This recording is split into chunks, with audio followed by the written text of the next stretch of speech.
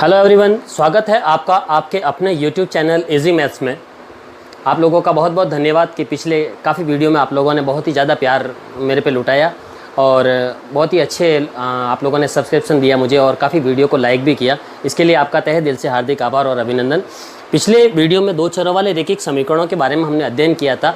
तो हमने दो चरों वाले रैखिक समीकरण की परिभाषा और दो चरों वाले रैखिक समीकरणों के बारे में सामान्य जानकारी हम लोगों ने हासिल की थी, जिसमें दो चरों वाले रैखिक समीकरण कैसे बनाए जाते हैं उसके बारे में हमने पढ़ा था। और हमने कहा था कि नेक्स्ट वीडियो में हम दो चरों वाली जो रैखिक समीकरण है उनके हलों की प्रकृति और उनको ग्राफीय विधि से कैसे हल किया जाता उसके बारे में हम विस्तार से चर्चा करेंगे। तो बच्चों, दो चरों वाले रैखिक समीकरणों के हलों की प्रकृति की भाई हम दो चरों वाले रैखिक समीकरण के समीकरण युग्म को देखते ही हमें पता चल जाना चाहिए कि इस रैखिक समीकरण का युग्म का जब हम ग्राफ बनाएंगे तो ग्राफ किस प्रकार का बनेगा। इस ग्राफ में दोनों रेखाएं एक दूसरे को इंटरसेक्ट करेगी या दोनों रेखाएं एक दूसरे के समांतर होगी या दोनों रेखाएं एक दूसरे की संपाती होगी। तो ये समीकरण को देखने मात्र से हमें पता चल जाता है। इसके लिए कुछ कंडीशंस है बच्चों, वो हमें याद रखनी है। तो दो चरों वाले रैखिक समीकरणों की इन तीनों कंडीशनों को वेरीफाई करने के लिए मैं मान लेता हूं कि हमारे पास जो दो चरों वाली रैखिक समीकरणों का जो पैर युग्म है, मतलब जो हमारे पास उन रैखिक समीकरणों का जो युग्म है, पहला मैं मान लेता हूं कि माना कि पहला समीकरण युग्म a1x b1y और c1 बराबर 0, ये है पहला रैखिक समीकरण। दूसरा रैखिक समीकरण मैं मान लेता हूं कि a2x plus b2y plus c2 बराबर 0। ये दो चरों वाली रैखिक समीकरण में ये पहली समीकरण है और ये दूसरी समीकरण है। इस साइड में मैंने कुछ एग्जांपल्स लिखे, उन एग्जांपल्स को मैं जो शर्तें उन शर्तों के आधार पर वेरीफाई करता चलूँगा। तो दो चरों वाले रैखिक समीकरणों के हलों की प्रकृति के बारे में हम चर्चा करेंगे कि कैसे पता चलेगा कि इस समीकरण का ग्राफ कैसा आएगा। तो पहली कंडीशन है, पहली कंडीशन के अंदर दोनों रेखाएं एक दूसरे को, जब हम ग्राफ खींचेंगे तो दोनों रेखाएं एक दूसरे को इंटरसेक्ट करेगी, जिसको हमने कहा था कि अद्वितीय हल होगा। उस कंडीशन में क्या होगा, उस कंडीशन में बच्चों a1 बटा a2 बराबर नहीं होगा b1 बटा b2। अगर ये कंडीशन आती है मतलब कि पहली समीकरण जो रैखिक समीकरण है इसके x जो चर x है उसके गुणांक और दूसरी समीकरण के चर x है उसके गुणांक का अनुपात और इसके जो दूसरा चर है y उसका गुणांक और दूसरी समीकरण का जो चर है y उसके गुणांक का जो अनुपात है वो कभी भी आपस में बराबर नहीं होगा। तो a1 बटा a2 बराबर नहीं होगा b1 बटा b2। इस कंडीशन में उनका अद्वितीय हल आएगा, अद्वितीय हल आएगा। अद्वितीय हल की कंडीशन में ग्राफ जब हम खींचेंगे तो ग्राफ में रेखाएं एक दूसरे को एक पर्टिकुलर बिंदु पर एक दूसरे को काटेगी, इंटरसेक्ट करेगी और वो जो बिंदु होगा वही ही उन दोनों रैखिक समीकरण युग्म का क्या होगा, हल होगा। इसी प्रकार दूसरी कंडीशन में अगर a1 बटा a2 बराबर हो जाता है b1 बटा b2, a1 और a2 का अनुपात b1 और b2 के बराबर हो जाता है, लेकिन अगर बराबर नहीं होता है c1 बटा c2 के, मतलब मेरे कहने का मतलब है कि a1 बटा a2 और b1 बटा b2 का अनुपात तो बराबर है लेकिन c1 बटा c2 का अनुपात बराबर नहीं है। इस स्थिति में कोई हल नहीं होता है, कोई हल नहीं होता, रैखिक समीकरण युग्म का कोई हल नहीं होगा। और कोई हल नहीं होगा इस कंडीशन में जब हम इन रैखिक समीकरण युग्म का ग्राफ खींचेंगे तो ग्राफ में दोनों रेखाएं एक दूसरे के समांतर प्राप्त होगी। अभी कुछ समय पश्चात हम लोग ग्राफ खींच करके बताएंगे कि वास्तव में रेखाएं समांतर आती है या नहीं आती है। अब मैं चलता हूं तीसरी कंडीशन पर। तीसरी कंडीशन में क्या होता है कि a1 बटा a2 बराबर b1 बटा b2 बराबर c1 बटा c2, तीनों के तीनों अनुपात आपस में समान आ जाते हैं, तीनों के तीनों अनुपात आपस में समान आ जाते हैं। इस कंडीशन में अनंत हल होगा, अनंत, अपरिमित रूप से अनेक हल होंगे, अनंत। और इस कंडीशन में एक ही रेखा पर दूसरी रेखा चिपकी हुई चलेगी क्योंकि दोनों रेखाएं हर एक बिंदु पर एक दूसरे को इंटरसेक्ट कर रही, हर एक बिंदु पर एक दूसरे को इंटरसेक्ट करती, स्थिति में इनका अनंत हल होगा। चलिए हम इन रैखिक समीकरण युग्मों को, इन तीनों उदाहरणों को इन तीनों शर्तों के आधार पर परख के देखेंगे और साथ में हम इनका ग्राफ बना करके इनको हल करके देखेंगे। तो चलिए हम इन तीनों शर्तों का इन तीनों उदाहरणों के आधार पर वेरीफाई करके देखते हैं। पहला उदाहरण लेते हैं हम। पहला उदाहरण है बच्चों मेरे पास, आप देखिए उसको। पहला उदाहरण है y बराबर 1/2x। इसको मैं सामान्य रेखिक समीकरण के रूप में व्यवस्थित कर देता हूं, तो मैं वज्र गुणन के द्वारा 2 को इधर लेके आ जाता हूं, तो इस समीकरण को मैं ऐसे कर दूंगा 2y बराबर x हो जाएगा, या मैं 2y को उधर लेके चला जाता हूं तो x माइनस 2y बराबर 0 हो जाएगा। तो ये बन गई अपनी पहली रेखिक समीकरण।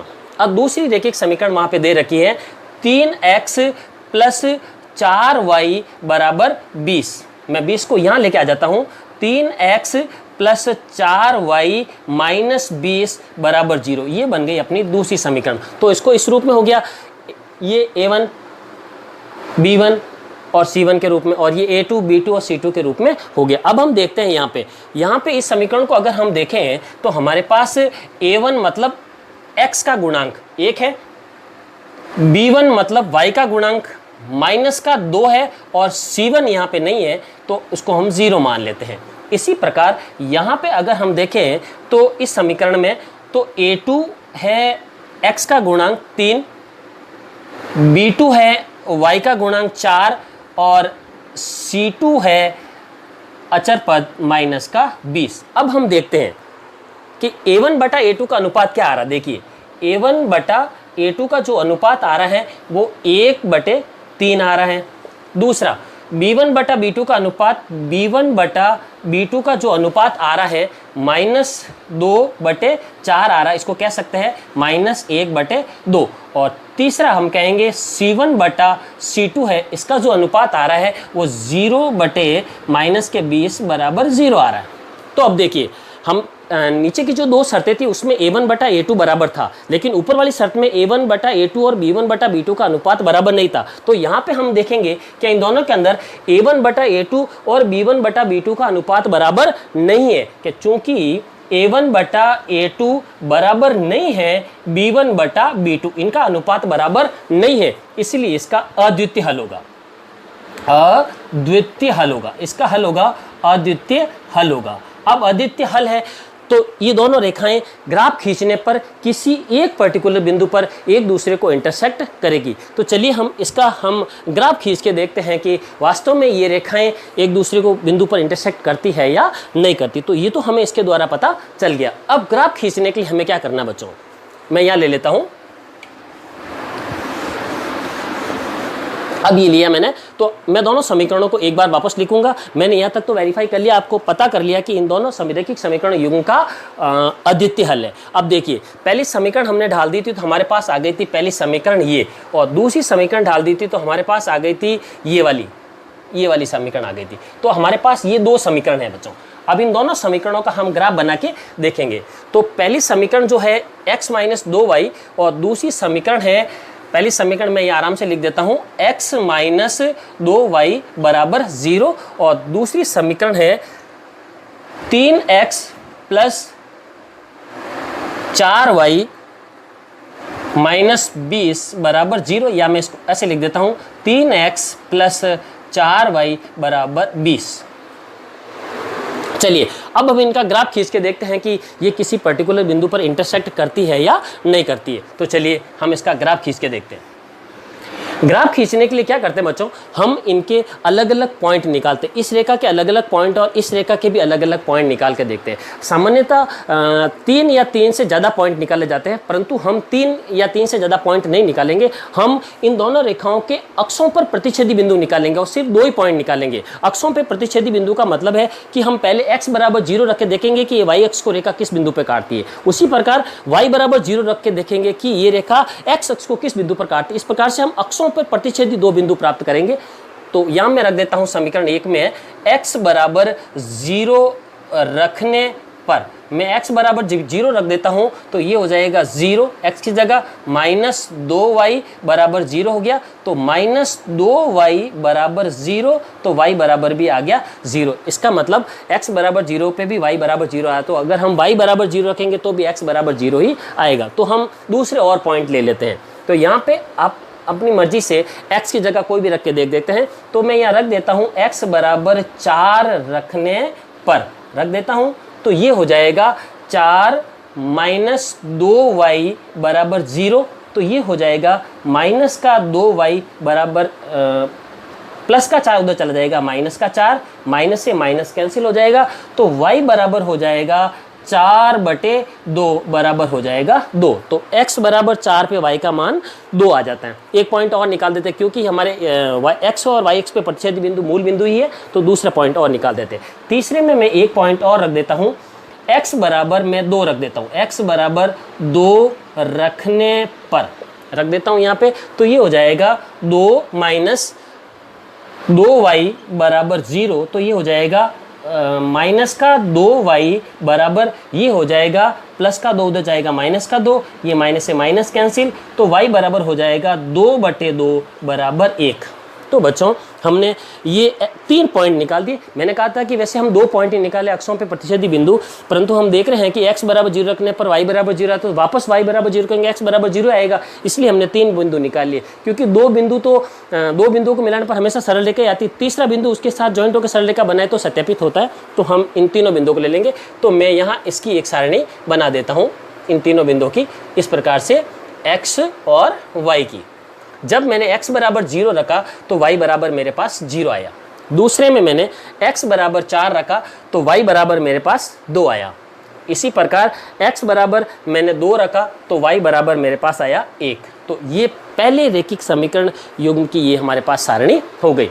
इसी प्रकार हम दूसरी समीकरण में चलते हैं। ये दूसरी समीकरण में मैंने कहा था x बराबर 0, तो x बराबर 0 रखने पर x बराबर 0 रख देता हूँ। तो x बराबर जब हम 0 रखेंगे तो ये हो जाएगा 3 × 0 प्लस 4y बराबर 20 हो जाएगा। तो ये 0 हो गया, तो 0 प्लस 4y बराबर 20 हो गया, तो y बराबर हो जाएगा 0 का कोई मतलब नहीं, तो मैं हटा देता हूँ यहाँ से, 20/4 बराबर हो जाएगा 5। इसी प्रकार दूसरे में मैं अब की बार y बराबर 0 रख देता हूँ। y बराबर 0 रखने पर, तो y बराबर 0 रखूँगा तो ये हो जाएगा 3x प्लस 4 × y की जगह मैं 0 रख देता हूँ, बराबर हो जाएगा 20। तो इसको मैं हटा देता हूँ, 0 का कोई मतलब नहीं, तो 3x बराबर हो जाएगा 20। तो x बराबर हो जाएगा 20/3 बराबर भाग लगा देंगे तो 6.6 समथिंग आएगा। तो ये हो गई हमारे इसकी सारणी। तो मैं इसकी यहाँ सारणी भी मैं यहाँ बना देता हूँ, ये बना देता हूँ मैं सारणी। वैसे सारणी आपको व्यवस्थित रूप से नीचे बनानी है, हर समीकरण को हल करने के पश्चात अंत में इसकी सारणी बनाई जाती है। तो यहाँ पे मैंने अक्षों पे प्रतिच्छेद बिंदु लिए थे, क्योंकि ये x अक्ष को इस पे काट रहा है और y अक्ष को इस पे काट रहा है, तो ये दोनों हमारे अक्षों पे प्रतिच्छेद बिंदु अलग अलग प्राप्त हो गए। तो x यहाँ y, x बराबर मैंने 0 रखा तो y बराबर मेरे पास आया 5, और y बराबर 0 रखा तो x बराबर आया 6.5। अब ये दोनों रैखिक समीकरणों की अब हम ग्राफ पे इनको शो करके देखेंगे कि वास्तव में इनका अद्वितीय हल आता है या नहीं आता है। तो चलिए, हमने जो दोनों रैखिक समीकरण युग्म थे उनके हमने अलग अलग पॉइंट निकाले थे। पॉइंट निकालने के बाद अब हम उनका ग्राफ बनाकर देखेंगे। तो देखिए मेरे पास एक चार्ट पे मैंने एक ग्राफ बनाया, इतना बड़ा ग्राफ अवेलेबल नहीं है तो मैंने चार्ट पे एक ग्राफ व्यवस्थित किया। अब हम उसका ग्राफ बना करके देखेंगे कि वास्तव में उन रैखिक समीकरण युग्म का जो हल वो अद्वितीय होता है या नहीं होता है, मतलब दोनों रेखाएं एक दूसरे को इंटरसेक्ट करती है या नहीं करती है। तो पहली जो समीकरण हमने जो उसके जो पॉइंट निकाले थे उसकी ये सारणी हमारे पास ये है। उस सारणी में पहला पॉइंट है 0 0, मतलब x की वैल्यू भी 0 और y की वैल्यू भी 0। तो पहला पॉइंट x और y की वैल्यू या मूल बिंदु O पे 0 0 होती है, तो हमारा पहला पॉइंट हो गया ये 0 0।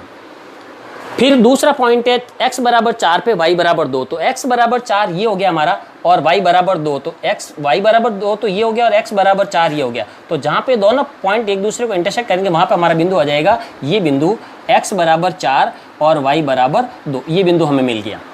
इसी प्रकार तीसरा बिंदु है हमारे पास x बराबर 2 और y बराबर 1, तो x बराबर 2 ये और y बराबर 1, ये पॉइंट हमारे पास मिल जाएगा। तो ये तीनों बिंदु हमने यहाँ पे ग्राफ पे दर्शा दिए। तो देखिए पहला बिंदु था हमारा 0 0, मतलब x की वैल्यू भी 0 और y की वैल्यू भी 0, तो इस पॉइंट पे हमने x की वैल्यू और y की वैल्यू दोनों को 0 बता दिया। दूसरा पॉइंट हमारे पास x की वैल्यू y और x की वैल्यू 4 और y की वैल्यू 2 है, तो x की वैल्यू ये देखिए 4 है और इसके समांतर ये y की वैल्यू 2 है, तो ये दूसरा पॉइंट हो गया। और तीसरा पॉइंट x की वैल्यू 2 और y की वैल्यू 1 है, x की वैल्यू ये 2 और y की वैल्यू ये, तो इसको हम एक स्केल के द्वारा आराम से मिला लेंगे तो हमें एक बिल्कुल सीधी रेखा इस तरह से हमें मिल जाती है। ये सरल रेखा, ये सरल रेखा हम लोगों को मिल गई।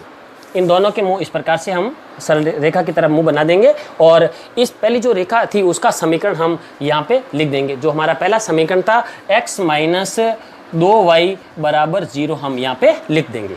अब दूसरी रेखा ये हमारे पास x बराबर 0 पे y बराबर 5 है, तो x बराबर 0 तो ये रहा और y बराबर 5 हमारे पास ये पॉइंट आ जाएगा। तो x बराबर 0 और y बराबर 5 ये पॉइंट रहा। अगला x बराबर 6.6 क्या होगा कि 6 के बाद हम 6 और 7 के बीच में आपको पता है 2 खंड के बीच में 10 लाइनें होती, तो वहाँ बीच में से हम 6 लाइनें काउंट कर लेंगे। तो 6 के बाद हम 6 लाइनें काउंट करेंगे तो कुछ इस तरह से यहाँ पे हमारे पास ये पॉइंट आ जाएगा। तो इस पॉइंट पे y की वैल्यू 0 तो यही पॉइंट रहेगा। तो इस तरह से हम इन दोनों को आपस में मिला लेंगे।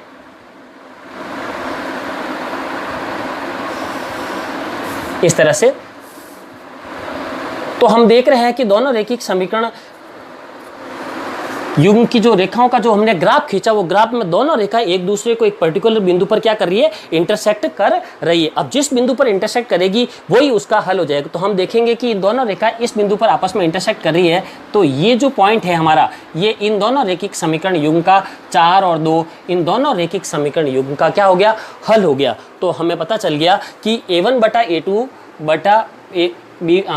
a2 बराबर नहीं है b1 बटा b2। इस कंडीशन में दोनों रैखिक समीकरण युग्म का जो हल होगा वो अद्वितीय हल होगा और इसमें दोनों रेखा एक दूसरे को इंटरसेक्ट करेगी और जिस बिंदु पर दोनों रेखा एक दूसरे को इंटरसेक्ट करेगी वो ही उन दोनों रैखिक समीकरण युग्म का हल हो जाएगा। फिर हम इसका पैमाना लिख देंगे। तो पैमाने में क्या होगा, x और y अक्ष पर हमने एक एक ही खंड लिया, तो हम सीधा एक ही साथ लिख देंगे x व y अक्ष पर। ऊपर लिख देंगे पैमाना, ऊपर लिख देंगे हम पैमाना x और y अक्ष पर। x और y पर हमने 1 सेंटीमीटर बराबर 1 इकाई का पैमाना लिया है। इस प्रकार से इन रैखिक समीकरण युग्म का जो हल है वो अद्वितीय हल है और वो है 4, 2। हाँ तो बच्चों, अब हम दूसरी रैखिक समीकरण युग्म, हमने पहली शर्त अद्वितीय हल वाली का ग्राफ बना के देखा था कि वास्तव में a1 बटा a2 बराबर नहीं होता b1 बटा b2। तो दोनों रैखिक समीकरण युग्म में दोनों रेखा एक दूसरे को इंटरसेक्ट करती है और वही उसका अद्वितीय हल होता। अब हम दूसरी शर्त करके देखेंगे कि वास्तव में दूसरी वाली कंडीशन में जहाँ समीकरण युग्म को देखने मात्र से पता चलता है कि नहीं चलता है कि रैखिक समीकरण युग्म अनंत हल होगा या अद्वितीय हल होगा या कोई हल नहीं होगा। तो दूसरी कंडीशन में देखता हूँ। तो मेरे पास पहली समीकरण है x प्लस 2y माइनस 4 बराबर 0 और दूसरी समीकरण मेरे पास 2x प्लस 4y माइनस 12 बराबर 0। ये समीकरण 1 है पहली। तो यहाँ पे मैं देख लेता हूँ कि a1 बराबर x के आगे की संख्या, इसका गुणांक है तो 1 हो गई, b1 बराबर y का गुणांक 2 हो गया और c1 बराबर हो गया माइनस का 4। इसी प्रकार यहाँ पे x का गुणांक a2 बराबर हो गया 4, b2 बराबर हो गया y का गुणांक 2, x का गुणांक 2 हो गया और अचर पद c2 बराबर हो गया माइनस का 12। अब हम अनुपात निकाल के देखेंगे। अनुपात में पहला होगा a1 बटा a2 बराबर हो जाएगा 1/2। दूसरा हो जाएगा b1 बटा b2, तो ये हो जाएगा हमारे पास 2/4, ये 4 हो जाएगा। तो अब हम इसको सरल रूप में लिख देंगे तो 1/2 आ जाएगा। इसी प्रकार c1 बटा c2 बराबर हो जाएगा माइनस के 4 बटा माइनस के 12, ये से कैंसिल हो जाएगा और 4 से फिर ये कैंसिल हो जाएगा 1/3। तो हम देख रहे हैं कि ये दोनों अनुपात तो आपस में बराबर और ये बराबर नहीं है।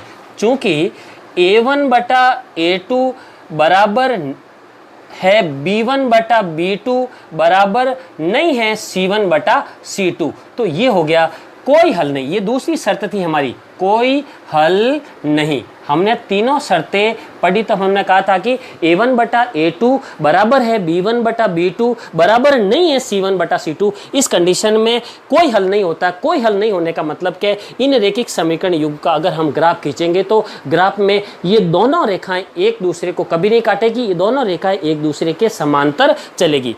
तो चलिए हम इसके निर्देशांक निकाल करके, चलिए इन समीकरणों का हम ग्राफ बना के देखते हैं कि वास्तव में ये रैखिक समीकरण युग्म समांतर आता है या नहीं आता है। तो मैं यहाँ पे इस साइड में इनके अलग अलग पॉइंट निकाल के देता हूँ और मैंने कहा था कि हम अक्षों पर प्रतिच्छेदी बिंदु ही निकालेंगे, सिर्फ 2 बिंदु। तो पहली समीकरण हमारे पास, समीकरण 1 हमारे पास है x प्लस 2y माइनस 4 बराबर 0। पहली कंडीशन में मैं x बराबर 0 रखूँगा। x बराबर 0 रखने पर, x बराबर 0 रखूंगा तो x 0 हो गया और ये हो जाएगा 2y माइनस 4 बराबर 0। तो ये हो जाएगा 2y is equal to 4 minus के उधर चल जाएंगे, प्लस के 4 हो जाएंगे, तो y बराबर आ जाएगा हमारे पास 4/2 बराबर 2। तो x बराबर 0 पे y बराबर 2, इसका मतलब x अक्ष को ये 2 पे काटती है। इसी प्रकार y बराबर 0 रखने पर, जब y बराबर 0 रखेंगे तो y अक्ष को किस बिंदु पे काटेगी, तो हम देखते हैं कि यहाँ पे x प्लस वाई की जगह 0 रखेंगे, 2 इंटू 0 माइनस 4 बराबर 0 हो जाएगा। तो x प्लस ये भी 0 हो गया, माइनस के 4 बराबर 0, तो x बराबर 0 का कोई मतलब नहीं, माइनस का 4 वहाँ गया, प्लस का 4, तो ये हमारे पास निर्देशांक आ गए। तो इनका हम एक अलग सारणी बना देते हैं। इस सारणी में हम इनके मान लिख देते हैं इस तरह से, x और y, x बराबर 0 पे y बराबर 2, x बराबर 0, ये y x को 2 पे काटते, ठीक है ना। y बराबर 0 तो x बराबर आ गया हमारे पास 4, ये अक्षों पे प्रतिच्छेदी बिंदु प्राप्त हो गए। इसी प्रकार दूसरी समीकरण का भी हम निकाल लेंगे। दूसरी समीकरण हमारे पास है 2x प्लस 4y माइनस 12 बराबर 0। तो x बराबर 0, वो कि वही बात, x बराबर 0 रखने पर, जब x बराबर 0 रखेंगे तो x की वैल्यू ऑलरेडी 0 हो जाएगी, तो 2 इंटू 0 प्लस 4y माइनस 12 बराबर 0। तो ये तो हो गया 0, प्लस के 4y और माइनस के 12 वहाँ चले गए, प्लस के 12, तो y बराबर हो गया 12/4 बराबर 3। इसी प्रकार दूसरे में हम y बराबर 0 रख देंगे, y बराबर 0 रखने पर, अब हम y बराबर 0 रखेंगे तो y बराबर 0 रखने पर ये तो हो जाएगा 2x प्लस ये हो जाएगा 4 इंटू 0, ये 0 हो जाएगा, माइनस के 12 बराबर 0, ये तो हो गया 0 ऑलरेडी, तो 2x माइनस 12 बराबर 0, 2x बराबर 12 हो जाएंगे, x बराबर हो जाएगा 12/2 बराबर 6। इसकी भी हम सारणी बना लेंगे।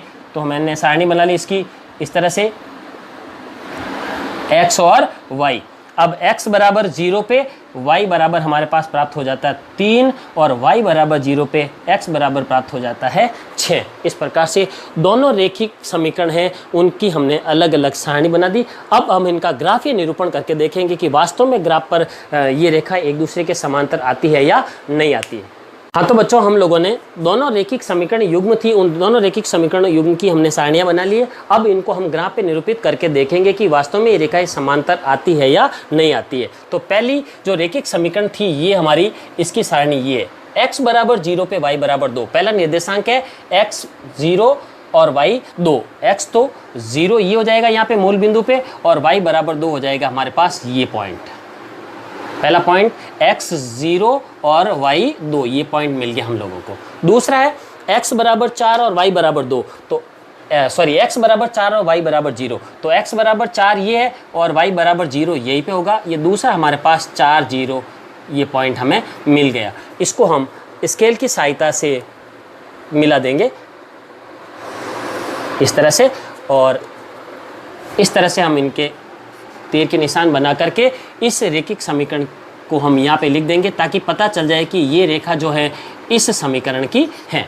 अब अब हम दूसरी रेखिक समीकरण उसको ग्राफ बनाएंगे। x बराबर 0 और y बराबर 3, x बराबर 0 तो ये और y बराबर 3 ये रहेगा, x बराबर 0 और y बराबर 3। इसी प्रकार x बराबर 6 और y बराबर 0, x बराबर 6 ये आएगा और y बराबर 0 यहीं पे रहेगा, 6 और 0।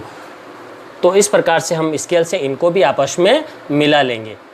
तो हम देखते हैं कि वास्तव में ये दोनों रेखाएं एक दूसरे के समांतर प्राप्त होती है, अर्थात किसी भी बिंदु पर ये दोनों रेखाएं एक दूसरे को नहीं काटेगी, इंटरसेक्ट नहीं करेगी, इसलिए इन दोनों रेखिक समीकरण युग्म का कोई हल नहीं होगा। इस प्रकार से बोर्ड परीक्षा में ये प्रश्न पूछे जाते हैं कि निम्न रेखिक समीकरण युग्म को ग्राफीय विधि से हल कीजिए, तो आप आराम से दो बिंदु अक्षों पर प्रतिच्छेदी बिंदु निकाल करके उनका इस प्रकार से ग्राफ बना करके उनके हल बता सकते हो कि उनके हल होंगे या नहीं होंगे, और होंगे तो कैसे होंगे। आपका बहुत बहुत धन्यवाद। आप मेरे साथ वीडियो पे बने रहे। आगे की वीडियो में मैं आपको इन्हीं रैखिक समीकरण युग्म को प्रतिस्थापन विधि से, उसके पश्चात विलोपन विधि से और फिर वज्र गुणन विधि से हल करके बताऊंगा। आप लोगों से रिक्वेस्ट है कि आप ज़्यादा से ज़्यादा मेरे इस चैनल को सब्सक्राइब करें और वीडियो को लाइक करें, शेयर करें और उसके अंदर जो बेल आइकन दे रहा है, बेल आइकन को आप अवश्य दबा लें ताकि आने वाले मेरे हर नए वीडियो की नोटिफिकेशन आप लोगों तक पहुँच सके। बहुत बहुत धन्यवाद। बने रहे आप मेरे इस वीडियो पर, आपका अपना यूट्यूब चैनल इजी मैथ्स पर।